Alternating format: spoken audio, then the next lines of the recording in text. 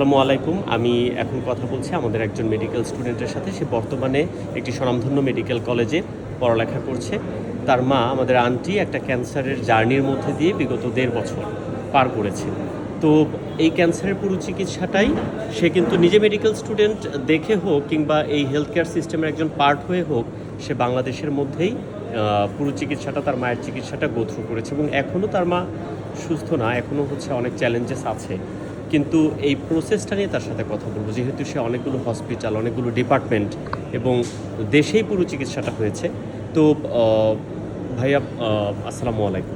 প্রথমে তোমার কাছ থেকে শুনবো যে শুরুটা কিভাবে হয়েছে, তারপর কোথায় কোথায় গিয়েছো, খুবই শর্টে। আমরা ধরো ১-১.৫ মিনিটের মধ্যে যদি এই ১.৫ বছরের জার্নিটাকে বলতে হয়। আমার মূল সমস্যা ছিল হচ্ছে খাবার গিলতে পারতো না একদম। খাবার গিলতে পারতো না একদমই, শুধু লিকুইড কিছু খেতে পারতো এরকম। এটা নিয়ে প্রথমে আমরা গ্যাস্ট্রোএন্টারোলজির কাছে গেছিলাম। তো উনি আর কি আমাদের কিছু ওষুধ দিয়েছে গ্যাস্ট্রিকের জন্য। কিছু ওষুধ দিয়ে উনি একটু খেয়াল রাখতে বলছিল, এন্ডোস্কোপি সহ নিয়ে গেছিলাম, তো একটু খেয়াল রাখতে বলছিল যে ওজন কমে যায় কিনা। এন্ডোস্কোপিতে কি হচ্ছে, গলায় কোনো নর্মাল ছিল, খারাপ কিছু পাওয়া গেছে না? নর্মাল ছিল। আচ্ছা। তো কিছু ওষুধ দিয়ে উনি আর কি বলছে যে ১ মাস খেয়াল রাখেন, আর ওজন কমলে আবার নিয়ে আসবেন, এরকম বলছে। এরপর ওজন কমলে নিয়ে আসতে বলছে, ওয়েট লস হয় কিনা এটা একটু খেয়াল, উনি একটু সাসপেক্ট করছিল। তারপরে আর কি আমরা একটু ইএনটির কাছে গেছিলাম যে গলায় কমিয়ে আসছে কিনা।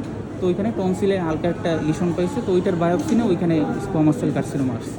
আচ্ছা, ইএনটি টনসিল থেকে বায়োপসি নিয়ে স্কোয়ামাস সেল কার্সিনোমা পাইছে। আচ্ছা, আমরা ওইটা ট্রিটমেন্টের জন্য ঢাকা চলে আসছি।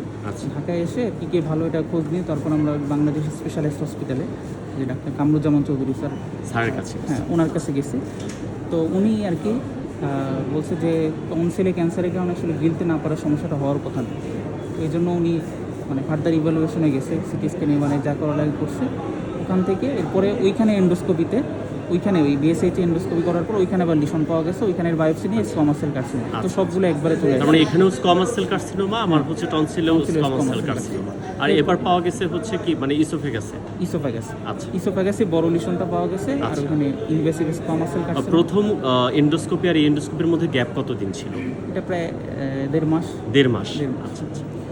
তো এরপরে তো উনি বোর্ড বসালেন, যেহেতু এটা উপরের দিকে ছিল, এই জন্য এটা সার্জারি করা সম্ভব হয় না, ইনঅপারেবল ছিল। তো টিউমার বোর্ডে ডিসিশন হয়েছে যে শুরুতে 6টা কেমো দিবে, এরপরে হচ্ছে কনকারেন্ট কেমো রেডিয়েশন থেরাপি। আচ্ছা। তো এরপরে আমরা কেমো রেডিওগুলো স্টার্ট করলাম, এবং প্রথম কেমো দেওয়ার ৩ দিনের মধ্যে আমার খাওয়া দাওয়ার কোনো সমস্যা ছিল না, সব খেতে পারতো। আচ্ছা, ইমপ্রুভমেন্ট ভিজিবল ছিল, শক্ত খাবারই খেতে পারতো। আচ্ছা, কোনো সমস্যা ছিল না। এরপরে আর কি দিলাম রেডিও দিলাম। কেমোটা খুব ভালোভাবেই গেছে, অত সমস্যা নেই। রেডিওথেরাপির সময় আমার বেশ কষ্ট হয়েছে। তো ওই পর থেকে আর কি রুচি নাই, কিন্তু খেতে পারতো, কোনো অসুবিধা ছিল না। এবং রেডিওথেরাপি শেষ করছে হচ্ছে আগস্ট মাসে।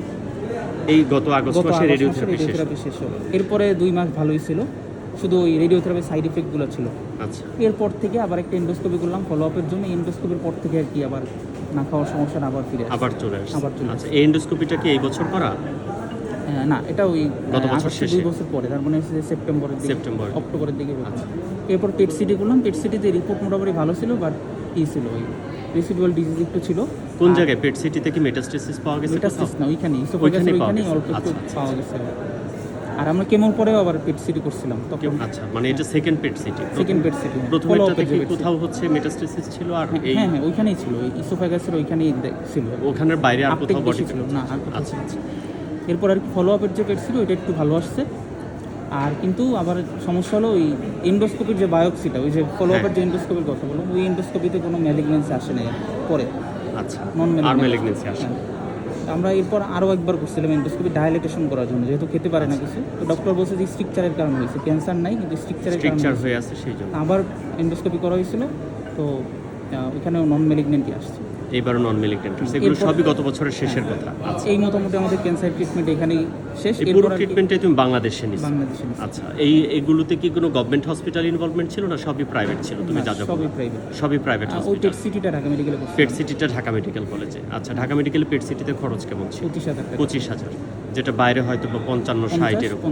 50 ল্যাবিড ক্যান্সারেও করছে, ওখানে 55-র মতন ছিল ওখানে। আচ্ছা, তো তারপর এই বছরে আন্টি অসুস্থ হলেন যে আবার, এখন যে তুমি হচ্ছে হসপিটালাইজড হলেন, এবার কি হলো? এবার হচ্ছে ওইটারই কমপ্লিকেশন মূলত ওই যে ইনজিটিউব বসাই দিছে এরপরে। আচ্ছা, এরপর আমরা পিক বসানোর জন্য মূলত আসছিলাম, কিন্তু আম্মুর আর কি ওই অ্যাবডাক্টর পালসি হয়ে গেছে, এজন্য শ্বাসকষ্ট হতো। ওইটা এখানে ট্রাকিওস্টমি করে দিল। ট্রাকিওস্টমি করা হলো অ্যাবডাক্টর পালসের জন্য। হ্যাঁ, আর পেকটার কাজও আমরা করবো আর কি। পেক বসানো মানে পেটে টিউব বসানোর জন্য। যাক, ভেবেছিলাম আরও শর্টে কথা হলো, কিন্তু তারপরেও ইনফরমেশনটা অর্থাৎ পুরো ট্রিটমেন্টটা বাংলাদেশে হয়। এবং আমাদের একজন মেডিকেল স্টুডেন্ট তার নিজের মায়ের চিকিৎসা করছেন, মানে হেলথ কেয়ার সিস্টেমের মধ্যে কেউ দেশের ব্যবস্থার উপরে ট্রাস্ট রাখতে পারছেন। তবে অনেক চ্যালেঞ্জ এখনও আছে। আমি দোয়া করি আন্টির জন্য, এবং চ্যালেঞ্জগুলো থেকে যেন বাংলাদেশ বের হতে পারে, আর আমরাও যেন ফিউচারে বাংলাদেশে হেলথ কেয়ার সিস্টেমটাকে আরও ডিপেন্ডেবল পাই। Thank you.